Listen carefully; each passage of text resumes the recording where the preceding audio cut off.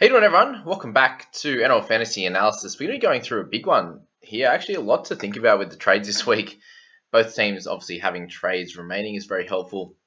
Both teams have used two, and I actually changed my mind with what I decided to do with my team, just for the fact that I've got a lot of guys that are out. I had 5 guys that were out this week. Um, 5 out, and then I got CHN really struggling off the bench. Obviously, Connor Watson hasn't been doing that well. So really 7 guys plus 3 cash outs.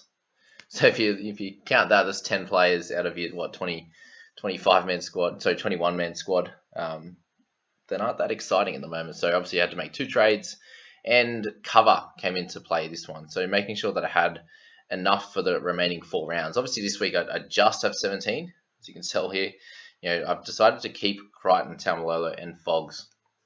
And to be able to do this, I think the goal was, going into it was like, all right, just get the best scoring, potential for your squad, and that was going to be removing Lolo and also Mane, and that was going to be to bring in Joey Lussick, who I think is going to score really well, at least a 50 average over this past 4 rounds. And the second one was DCE, just because I've been lacking in the half department. But looking further into it, that then meant that my edge and mid cover would have been covered between CHN and Watson. I would have been just struggling to get a good 7. Not that I have a good 17 on the park now, but like a decent 17 on the park. And so I had a little think about it and went, oh, maybe I can do something a bit different. And what I decided to do was actually move on Joseph Suwali.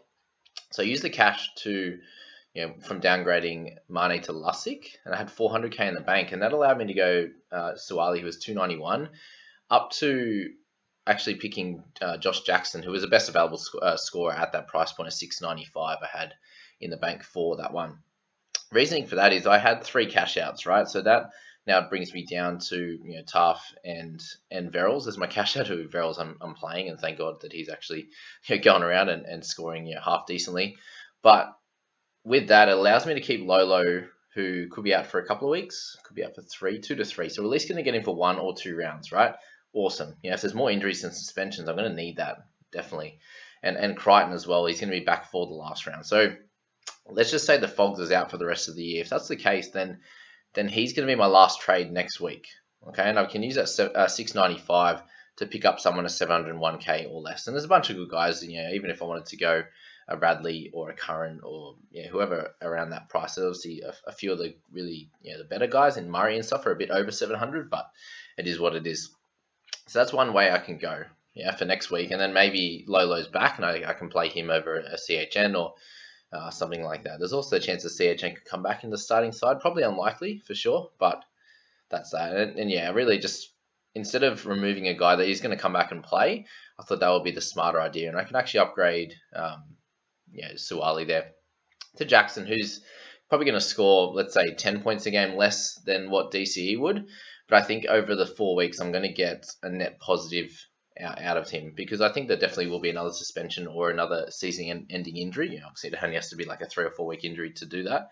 But I'm expecting that for sure. And that one trade's at least going to help me cover that, or at least get me a better player for my 17 if I go Fogs to a 700k player. And then be able to survive through those injuries in the last 3 games and not hobble to the finish. Because I feel like if I went all in this week, there's a good chance if I get an injury or 2 that I really hobble and only have 16 players. So this one allows me to have 17 this week and hopefully can, if I do lose one next week, I can make one more trade to get to 17 for next week, and then hopefully have a Lolo back and then a Crichton back to finish. So that's the goal with the team. It's obviously not looking too great to finish. CHN being a 750k player and absolutely dominating for a bit, then moving back to where he's at now hasn't been ideal. And same with Watson, just not scoring as well. Obviously, we can expect them to score a little bit better or maybe get a few more minutes, but I suppose we couldn't really see what was going to happen. But the rest of the team has been doing really well, and hopefully, we can leapfrog a few of those teams that are playing with 16 or 15 there over the next couple of weeks who don't have any trades left. So that's the theory with my team, but our people squad is absolutely killing it. It looks so good. Had 5 trades at the beginning of this, used 2 this week, and sitting with 30k remaining, ranked 545. In a really, really strong position. And I just went really simple this week. I decided to, I posed the question as of a couple of trades, just because there's a few less people in the people squad group chat at the moment, going through some of the options. But I suggested Lolo and Reed Mane and gone straight to Damien Cook because we got enough money. I don't think we need to go for a Lustig, for example. Enough money, enough trades to just cover week to week. If a 700k player goes down, just straight swap, for example. In this case, Mane to Cook, we're going to get a good score out of him, somewhere in the 50 plus, you'd imagine, in this week. And then also went Lolo to Ponga. I just feel like with their run to the for the last month, they're going to be wanting to play as well as possible, and I think Ponga is going to be a big part of that. So I don't see him averaging anything less than about 50 over the last 4 rounds, but he also has a very high chance of going 60 plus and getting a 70 or 80 or 100. Last year he had a bunch of games over the 100 mark, and that propelled him to a 60 plus average, and why he was over 800k at the start of the year. So I think with a bunch of games under his belt, I think there's a good chance that he can come out and have a really good bunch of games.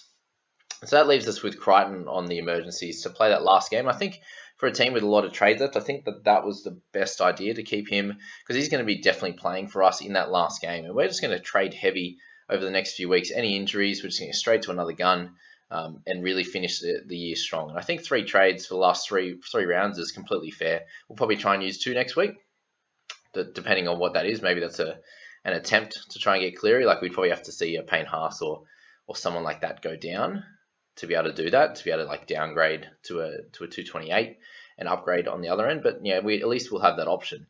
And at worst, we can go on Munster. We can, there's not a lot of other guys to pick. Munster or Jackson, someone like that. Rather than playing a Gamble or who else would you not play?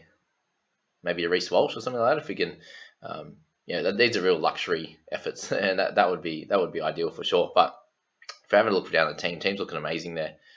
When you got Raymond and Averillo, I suppose if there's another injury, we can just straight swap for a centre, which is the only place we don't have cover for at the moment. But that bench is looking incredible. Obviously, I could put DCE in there for Gamble. I know you guys, anyone is saying that, but just playing, taking it as we go and making sure that the Storm guys and the Raiders guys are playing, in my starting team first and playing it by that. But Moses, DCE, Dewey, and Ponga on the interchange to go with this delightful starting side. Obviously, Schuster is on the edge, who could be in the interchange, but again, it doesn't really matter. We're sitting really pretty, and I just asked in the People Squad group chat as to who we should captain. But I think a few options there are DCE, Payne Haas. I'd also be looking at Tedesco or Trbojevic. They're the 4. We'll see what everyone says. For this week, I think Teddy against the Broncos could be a really good shout. Tommy, he's been amazing. He's averaging 77, and you got DCE, who could be great as well with Haas against who are they up against again? Roosters. So I think he could he'd go really big as well. But it doesn't really matter. I don't think who we're going to select. It's going to be a bit of a luck of the draw on that one. So there you go, guys. That's the 2 lots of trades for the week. We'll jump into the preview now. Just a quick short and sharp one.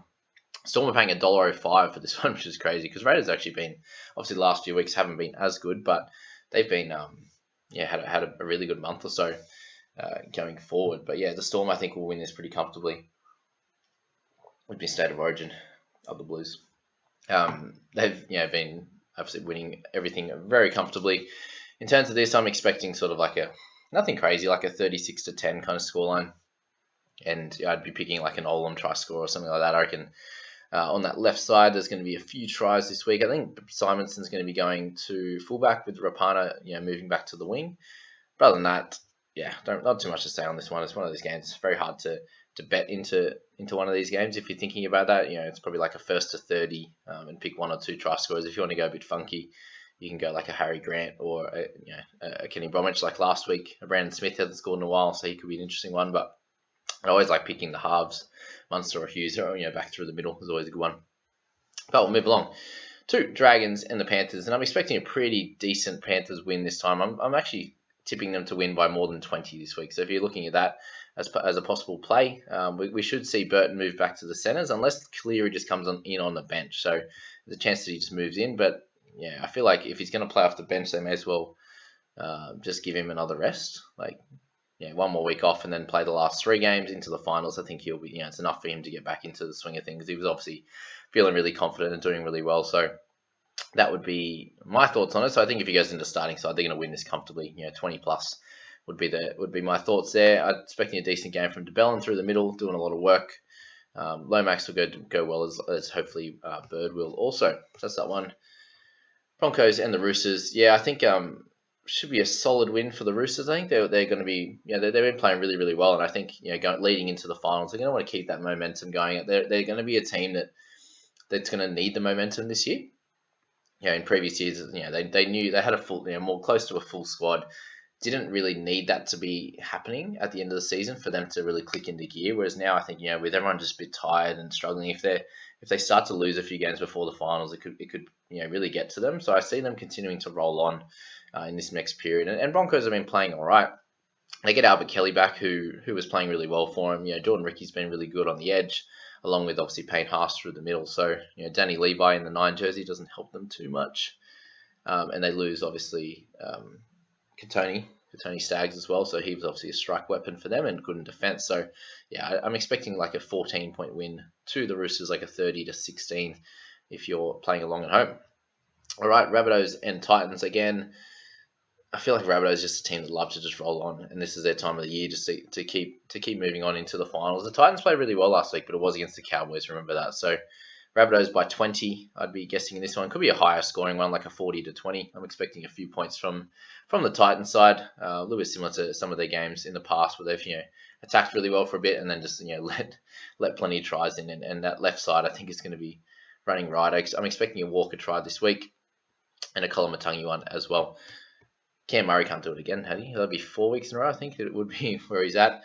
Cowboys and the Tigers. This will be a terrific game on a 5:30 on a Saturday arvo. That's for sure. I'll be having my jersey on. Really excited. Not. Tigers. All right. I think they're going to win. I think their team's looking okay enough. They're playing a little bit better than they were. Cowboys just in the dumps at the moment. Just obviously that one real big push against the Storm, and then since then they haven't been very good. Around that, they haven't been very good at all. So it'd have to take a big game from Holmes and Drinky, I think, to get them over the line. But no Tamalolo either. Although Lolo, I think, has won 2 games this year, whereas the rest of when he's not there, they actually do pretty well. So that's that. But the Tigers side, I'm expecting another big game from Dewey and Brooks. I expect both of them to do well. Along with Sean Bull, I'm expecting close to 50 points with Uitukamanu really stepping up at the moment, doing well. Leilu has a chance of a try as well.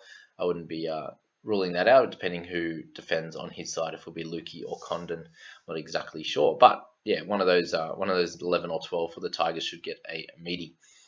All right, Eagles and the Eels. So this one here is a really interesting game, and I hope that Eels pull out a decent, have a decent crack this one, and I think they really need it. So very important game for the Eels. For the Eagles, they're looking to cement their spot in the top 4. So every game is equally as important for them, because we know how how important that top 4 is to any side looking to potentially win the grand final, or to get to the grand final anyway. That week off in the middle there is very, very, very important. So what do we see? I actually expect a fairly low-scoring affair. Like, I'm thinking 40 points in total, which will be about 10 under what the line will show. So that one would be like a 20. Can we expect like a 28-12 to the Eagles? I just don't see the Eagles, pulling it out at the moment. That might be a try or two to Trbojevic and a couple of the outside backs, and I'm expecting a bit of a masterclass from DCE. So if you're looking at captaining him, I think that's a really solid idea, and maybe a try to one of the back rowers also. In terms of the Eels, they just need to get through their sets and get some confidence back, and hold the ball, kick to the corners as they always have to do. But hopefully a big game from Moses will help them propel into some decent shape. But Isaiah Papali'i through the middle, I don't think is much of an issue. A few people have been mentioning that. He's someone that's been playing, not say limited minutes, but he's losing some minutes on the edge anyway. Playing 60 odd, so he might play a 50 odd minute game, but obviously a lot more work. He'd done really well at the start of the season, so I wouldn't be looking at captaining him this week, but I think you're going to be fine in terms of scoring. So that's that with that game. And then the last 2 of the round, so Warriors and Dogs. I'm seeing a Warriors win here. They do get to see Ryan James and also Corey Horsburgh come in for the Dogs. But you're still sitting there with Joe Simpson, who's been struggling on the bench there. But the Warriors just seem to find a way to win. And I think with CHT back, you got Reece Walsh at the back, and they are missing Lodge. But Fanua Blake, Curran, Aiken, Sirinen, all doing really, really good jobs. For the Warriors there, and I just expect them to win this one. Again, a fairly lower scoring affair, similar to what last week was, like 18-16 kind of number for the Warriors in this one, if you're needing a tip for that one. And Sharks and the Knights, I'm expecting a pretty decent win from the Knights. Sharks were really bad last week. I don't know if they can play a little bit better than that, they might be in with a shot, but they are going to have to lift to get anywhere close to what the Knights are going to be. in this one, we another couple of games together with Pearce and Ponga. They do still have Bradman Best, which is great, and that left side's going to be really strong. And again, I'm expecting a big game from Ponga and Pearce together, and led by their forwards in the Saifidi brothers. They get Jaden Brayley back. I think it's very much their entire team that they would have liked to have started the year with. Frizz is there. They got Watson in the 13, hopefully. I just think that they'll win by about 16 this week, looking at like a 30-14 runaway win for the Knights. So if you're looking at taking any of those tips, good luck, and let me know in the comments if you decide to go for a little, if you went well in your tips, or you did a little multi across the week. Sorry. That's the last video for the week before the round starts. I hope you enjoyed that, and please. Tune in for the rest of the videos. They're going to come at the back end of the weekend where we review all those teams. Hopefully, you got a few trades left. Use them wisely, and good luck for the week, guys. I'll catch you later. See ya.